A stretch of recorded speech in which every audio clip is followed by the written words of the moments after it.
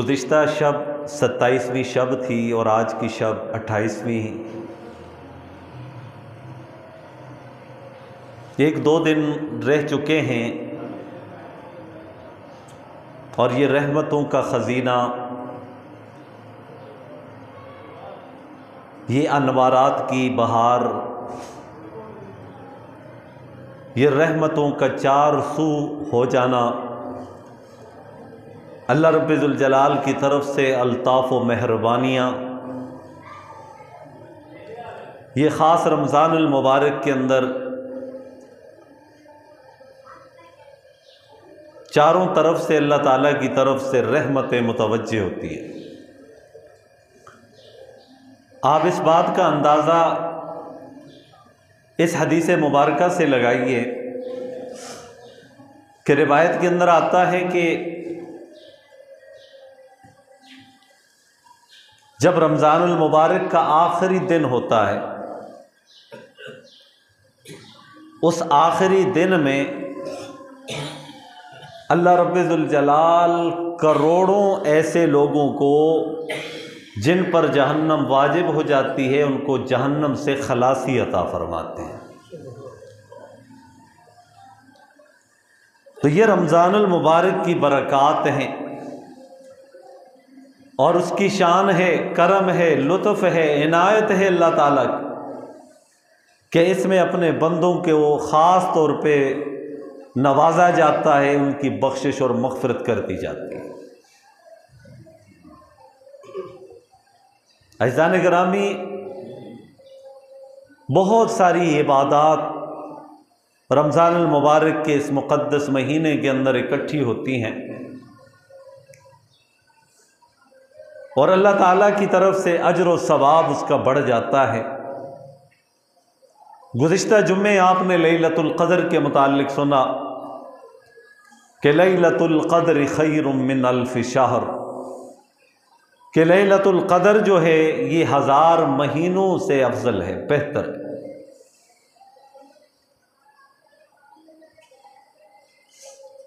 یہ اللہ تعالیٰ کا احسان ہے اپنے بندوں پر کہ اللہ تعالیٰ نے اپنے بندے کی بخشش اور مغفرت کے لیے رمضان المبارک کا مہینہ رکھا، لیکن یہ رحمت اور برکت ان لوگوں کے لیے ہوگی جو خاص اپنے آپ کو رمضان المبارک کے اندر اللہ تعالیٰ کے حکم کو پورا کرتے ہوئے اپنا وقت گزاریں گے۔ وگرنہ کتنے ہی لوگ ایسے ہیں کہ رمضان اور غیر رمضان ان کے لیے برابر ہے، ان کو پتہ ہی نہیں ہے، یعنی رمضان ان کی زندگی میں آیا، شعبان آئے، شوال آئے، ذوالقعدہ آئے، ذی الحجہ آئے، کوئی بھی مہینہ آئے ان کو کوئی فرق نہیں پڑتا۔ افراد تو افراد، اب تو گھر ایسے ہیں کہ کئی گھر ایسے ہیں کہ صبح کے وقت، سحری کے وقت کوئی بھی نہیں اٹھتا۔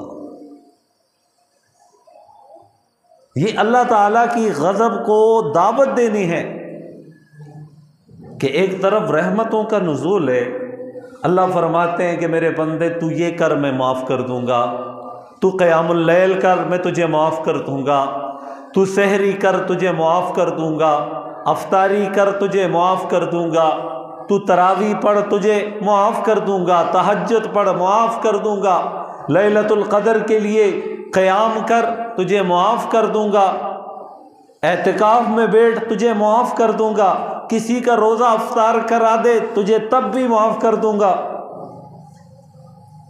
لیکن اس کے باوجود ایک بندہ متوجہ نہ ہو تو کتنی بدبختی ہے، کتنی کمظرفی ہے، کتنی بدنصیبی کی بات۔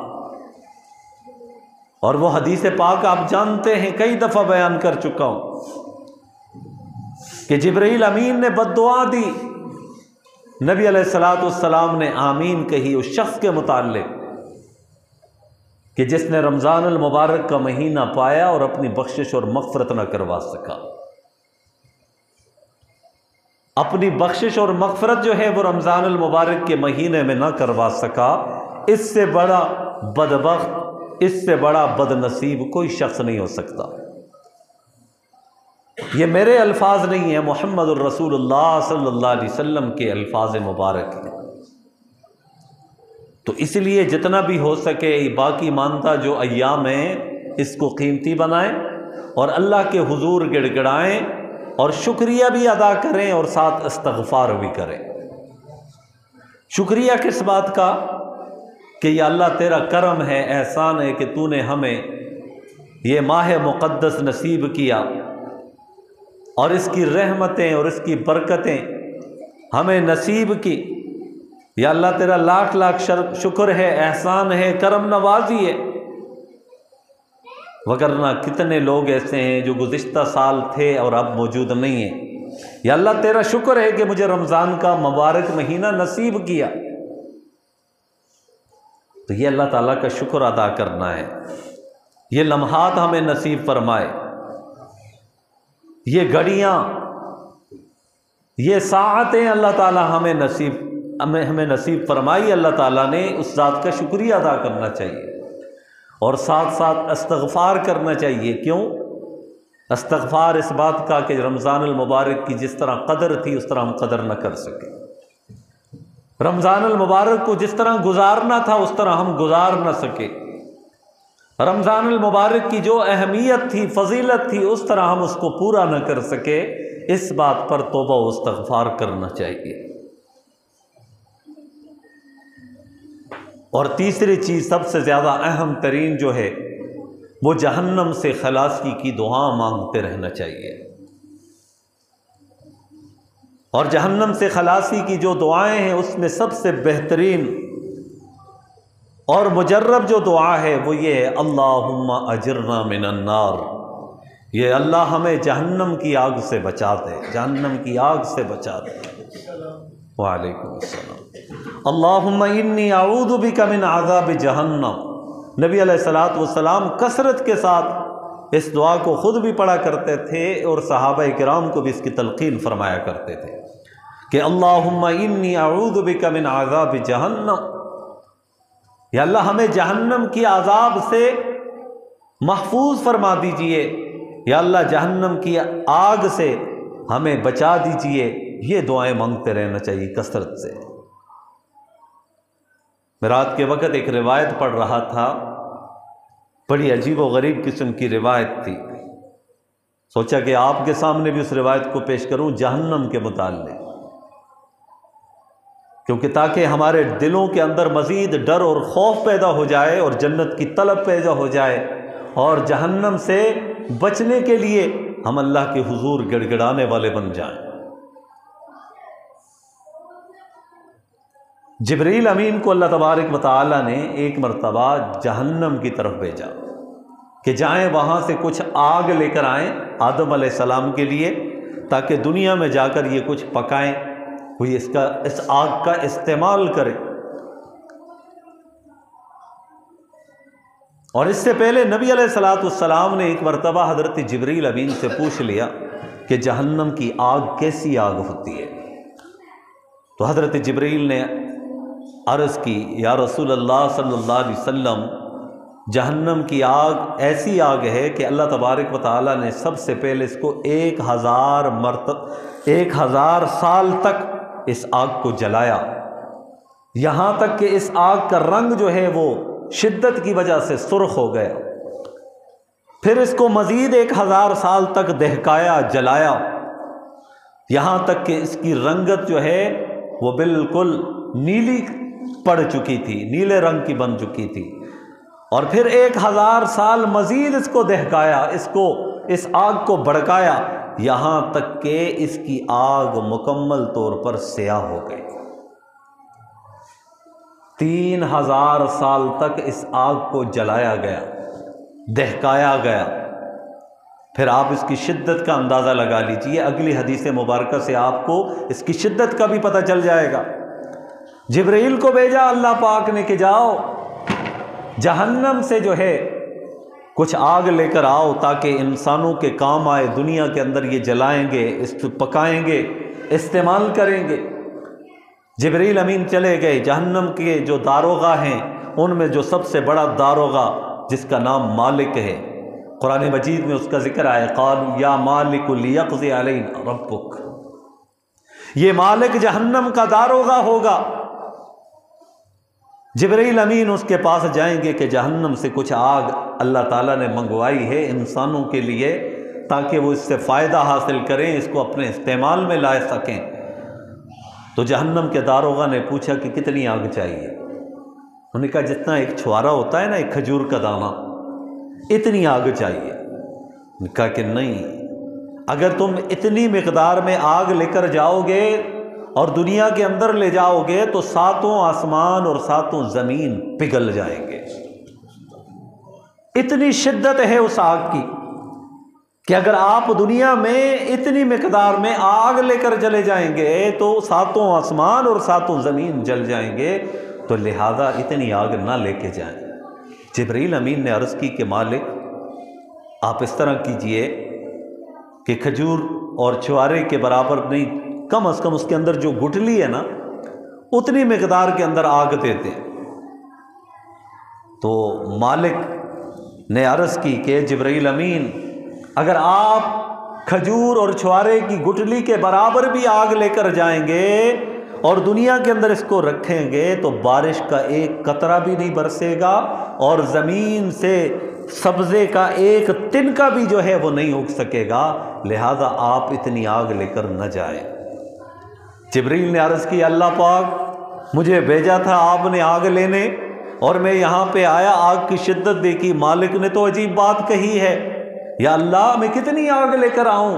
اللہ پاک نے فرمایا کہ جبرائیل آگ کا ایک ذرہ لے کر آ، اور وہ آگ کا ایک ذرہ لے کر آیا۔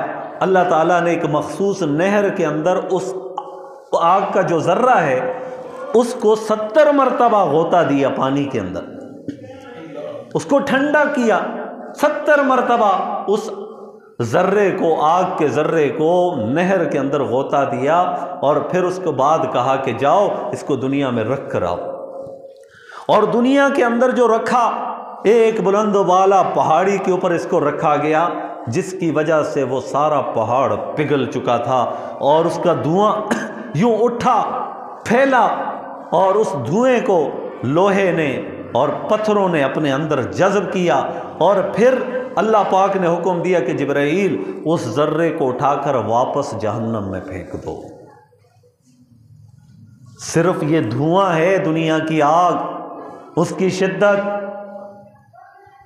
میں اور آپ جس سے ڈرتے ہیں، ڈرنا بھی چاہیے، آگ کا کام ہے جلانا، ایک چھوٹا سا بچہ بھی اس سے ڈرتا ہے۔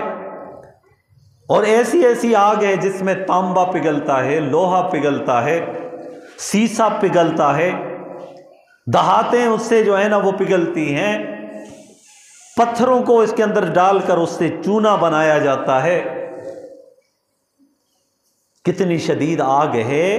تو یہ آگ اس جہنم کے آگ کے ایک ذرہ، اور جس ذرے کو 70 مرتبہ نہر کے اندر غوطہ دیا گیا اور پھر اس کو پہاڑ پہ رکھ کر اس کے دھوئیں کو، اس آگ، وہ جو دھواں تھا وہ لوہے نے اور پتھر نے اپنے اندر جذب کی، پھر بھی اس ذرے کو جہنم کے اندر ڈال دیا گیا۔ اس آگ کی اتنی شدت ہے تو اس جہنم کی کتنی شدت ہوگی۔ یہی وجہ ہے کہ نبی علیہ السلام فرمایا کرتے تھے اللہم اجرنا من النار، یا اللہ ہمیں جہنم کی آگ سے بچا دیجیے۔ یہ لفظ ذرا اس کے اوپر غور کیجئے گا، 2 طرح کے لفظ ہیں، ایک ہے اجرنی من النار اور ایک ہے اجرنا من النار۔ اجرنی یہ واحد متکلم کا صیغہ ہے، اس میں اپنے ذات کے لیے آپ استعمال کر سکتے، یا اللہ مجھے جہنم کی آگ سے بچا، اجرنی۔ تو یہ الفاظ بھی آپ استعمال کر سکتے ہیں، خصوصاً مغرب کے بعد 7 مرتبہ پڑھ لیجئے۔ حدیث مبارکہ کے اندر آتا ہے کہ جو بندہ اس کا اہتمام کرے گا انشاءاللہ العزیز وہ جہنم کی آگ سے محفوظ رہے گا۔ اللہم اجرنی من النار، یا اللہ مجھے جہنم کی آگ سے بچا دیجئے۔ اور اجرنا کا کیا مطلب ہے؟ یا اللہ ہمیں، یہ جمع کا صیغہ ہے، اس میں آپ اپنی نیت کیجئے، اپنے گھر والوں کی نیت کیجئے، اپنی اولاد کی نیت کیجئے، اور یا پورے عالم اسلام کی نیت کیجئے۔ اور جب امام امامت کروائے تو دعا مانگے تو اس میں وہ اپنے مقتدیوں کو اپنے ساتھ لے لے اور کہے اللہم اجرنا من النار، یا اللہ ہمیں جہنم کے آگ سے بچا دیجئے۔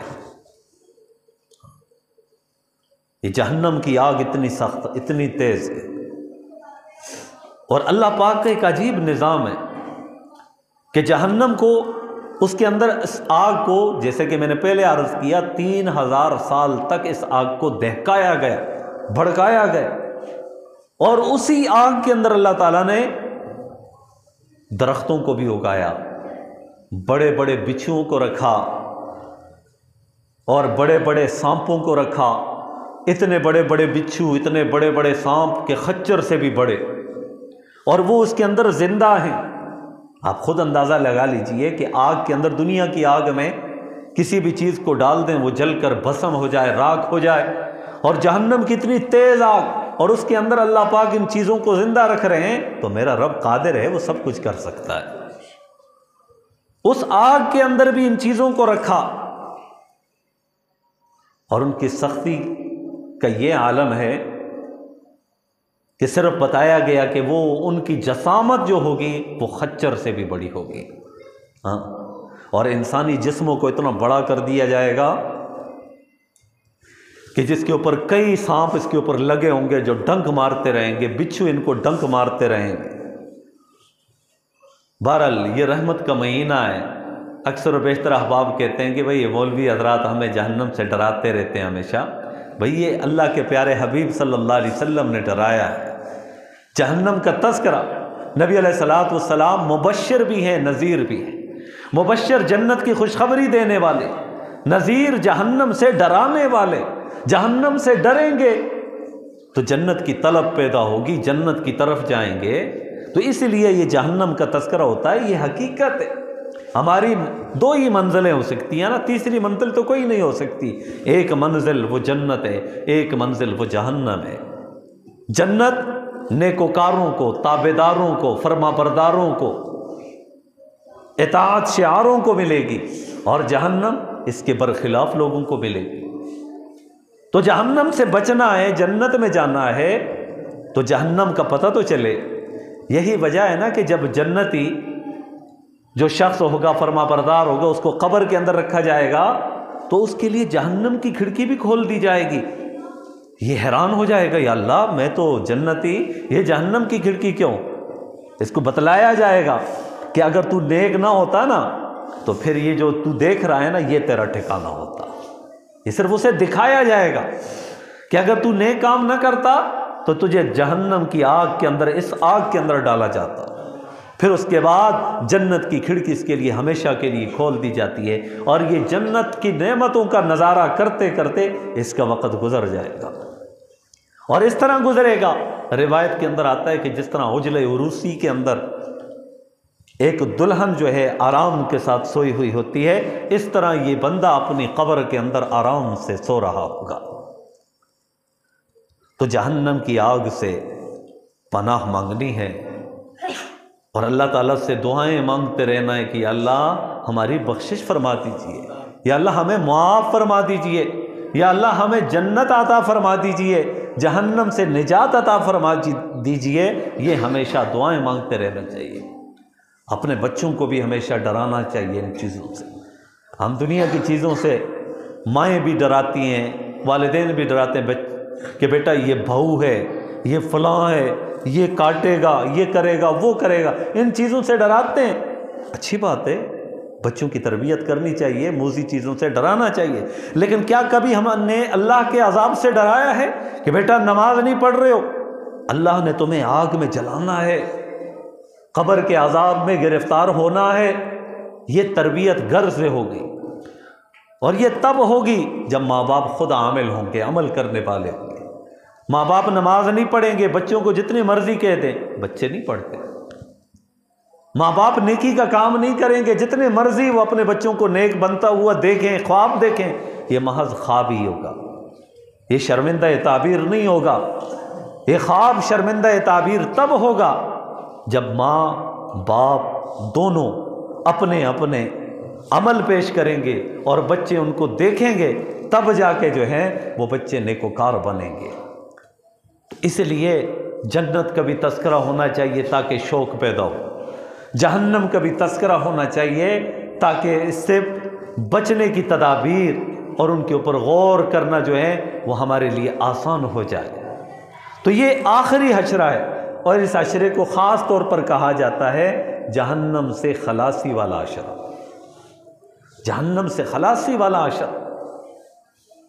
تو خلاصی والا عشرہ اسی کے لیے ہوگا جو کوشش کرے۔ جو گھر میں بیٹھا رہے گا تو اس کے لیے تو کچھ بھی نہیں ہے، اس کے لیے تو خلاصی والا نہیں ہے، اس کے لیے تو مزید بربادی والا یہ مہینہ بنے گا۔ جہاں یہ رحمتوں کا مہینہ ہے اور اس کی رحمتیں چار سو پھیلی ہوئی ہیں، تو جو ان رحمتوں سے محروم ہوگا تو اس کی محرومی بھی انتہائی درجے کی ہوگی۔ پھر اللہ تعالیٰ نے تو مغفرت کا وعدہ کر لیا۔ کتنے ہی لوگ ایسے ہیں جنہوں نے روزے نہیں رکھے، صرف روزے نہیں رکھے، روزوں کا تقدس بھی پامال کیا، سر عام اٹھتے بیٹھتے چلتے پھرتے روزوں کا تقدس پامال ہو رہا ہے، اور یہ اللہ کے عذاب کو دعوت دینا ہے۔ ٹھیک ہے، ایک ہوتا ہے گناہ اور ایک ہوتا ہے گناہ کے اوپر ڈٹنا، گناہ پر مزید جرت کرنا اور اس کے اوپر ڈٹ جانا۔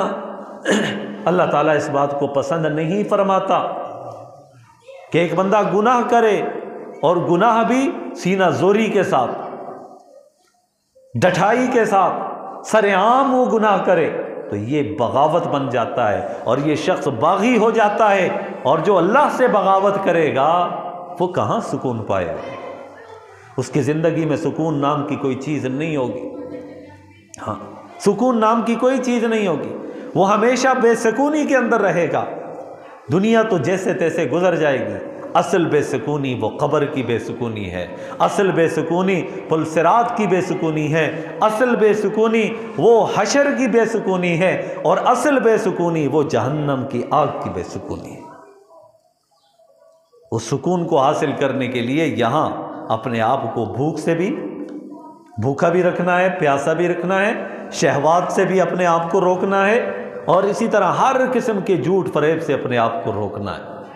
یہ پورا رمضان المبارک ہم نے گزارا، یہ پریکٹس کی اس بات کی، الحمدللہ راتوں کو قیام اللیل کیا، تراویح کا اہتمام کیا۔ کس لیے؟ میرے رب کا حکم تھا بھئی، اسی لیے نا، اللہ کا حکم تھا۔ اور یہ سنت تراویح کی نماز مسنون ہے، اس کا اہتمام ہم نے کیوں کیا؟ کہ میرے رب کا حکم ہے۔ لیکن یہ اہتمام کیا اور اس کی پریکٹس کی 30 دن تک، 29 دن تک، کس لیے؟ تاکہ بقیہ جو میرے 11 مہینے کی زندگی ہے نا، وہ رب کے حکم کے تابع ہو کر گزرے۔ جہاں میرے رب کا حکم تھا 20 رکعت پڑھنی ہے، وہاں میں پڑھتا رہا۔ اب میرے رب کا حکم ہے صبح کی 4 رکعت پڑھنی ہے، تو میں نے پڑھنی ہے۔ اب میرے رب کا حکم ہے کہ دن میں نے پڑھنی ہے، ظہر کی، عصر کی، مغرب کی، عشاء کی نماز میں نے پڑھنی ہے، تو انشاءاللہ العزیز میں پڑھوں گا۔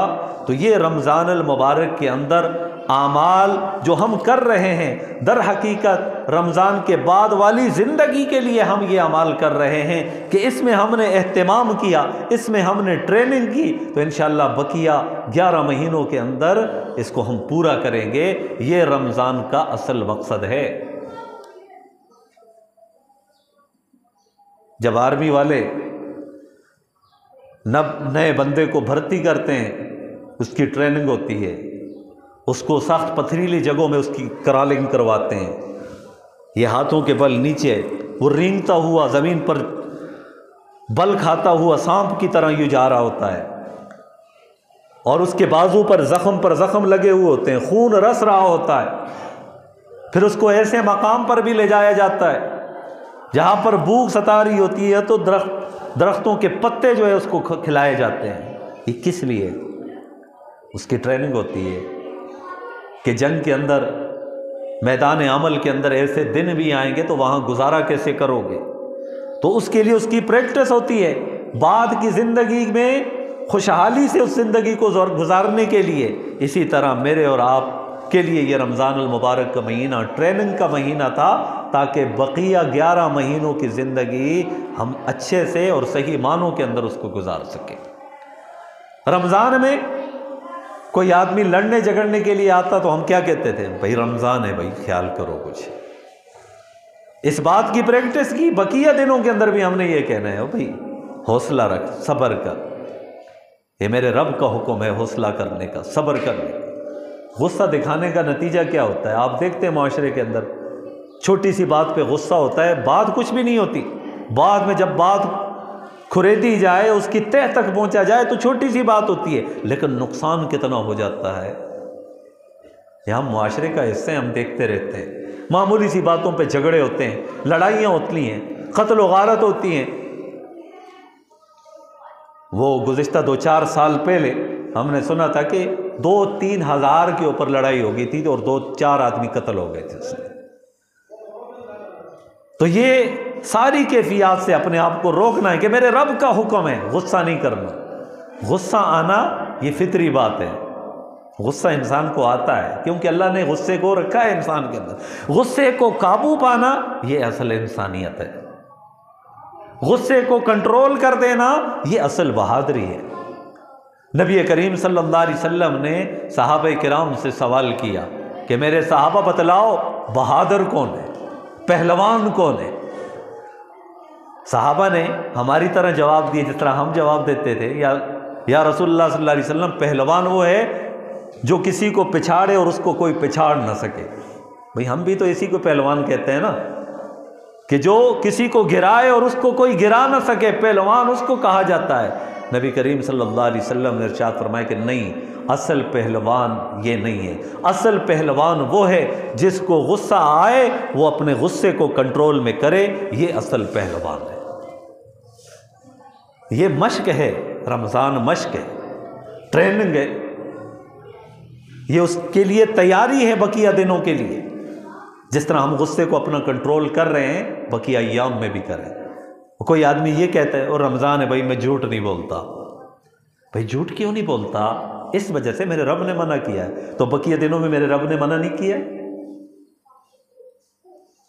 تو اس کے لیے تیاری ہے۔ ہم نے اپنا احتساب کرنا ہے، اپنا جائزہ لینا ہے۔ وہ کہتے ہیں اپنے اعمال کا جائزہ لو ورنہ قبر میں رونا پڑے گا۔ ہم نے اپنے اعمال کا جائزہ لینا ہے، احتساب کرنا ہے اور سوچنا ہے رات کی تنہائی میں کہ میں نے کیا کھویا اور کیا پایا، کیا کھویا اور کیا پایا، کیا حاصل کیا اور کیا گمایا۔ یہ غور کر لیں۔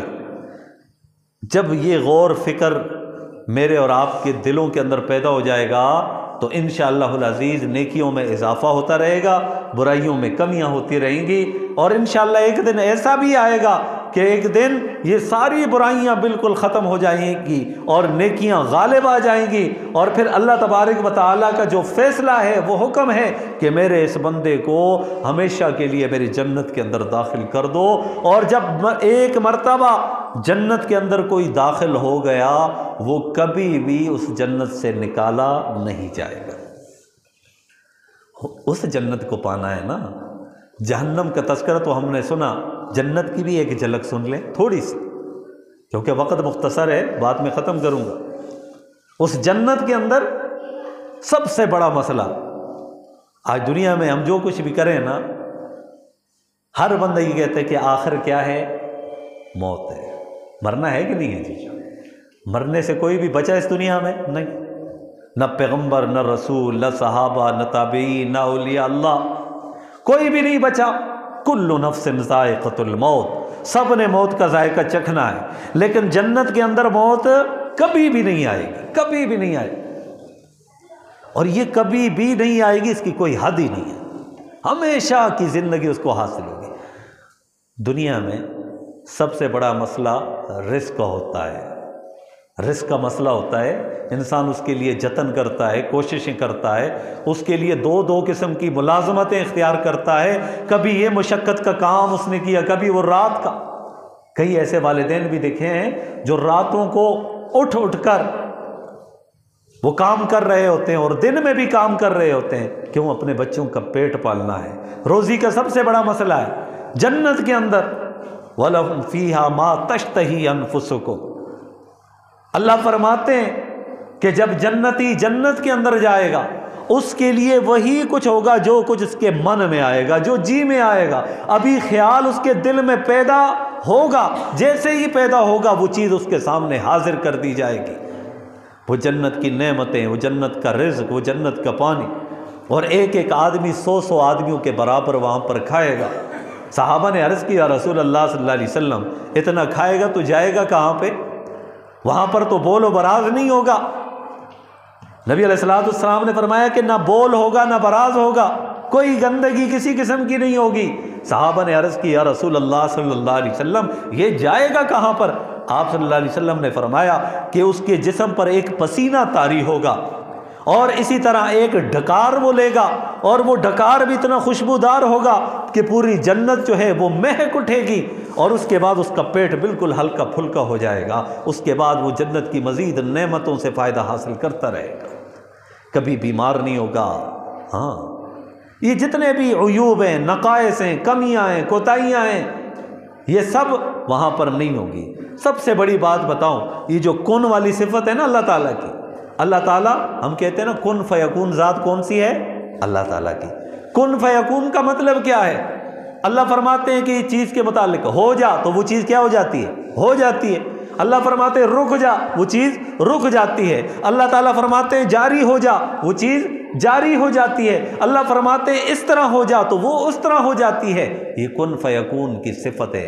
اور جب جنتیوں کو جنت کے اندر داخل کر دیا جائے گا، اللہ تعالیٰ جنتیوں کو یہ کن والی صفت عطا فرما دیں گے۔ تو میرے بھائیو، جہنم سے بچنے کی دعائیں کرنا ہے، اور جنت کو حاصل کرنے کے لیے بھی رب العالمین سے دعائیں بھی کرنی ہیں اور ساتھ اعمال بھی کرنے ہیں، کیونکہ بغیر عمل کے کچھ بھی نہیں ہوگا۔ عمل سے زندگی بنتی ہے، جنت بھی جہنم بھی۔ عمل سے ہی بنتی ہے نا، یا جنت یا جہنم۔ یہ خاکی اپنی فطرت ہے، نہ نوری ہے نہ ناری ہے۔ ہم نہ نوری ہیں نہ ناری ہیں۔ نوری سے کیا مطلب؟ نہ فرشتے ہیں نہ ناری، ہم جنات ہیں، ہم تو خاکی ہیں۔ ہمارے عمل سے جنت ہمیں ملے گی یا جہنم ملے گی۔ دعا کریں کہ اللہ کریم ہمیں ایسے اعمال کرنے کی توفیق نصیب فرمائے کہ جو ہم جنت میں جانے والے بن جائیں اور ہمیشہ کے لیے جہنم سے بچنے والے بن جائیں۔ اللہ کریم ہم سب کو عمل کرنے کی توفیق نصیب فرمائے۔ وآخر دعوانا ان الحمد للہ رب العالمین۔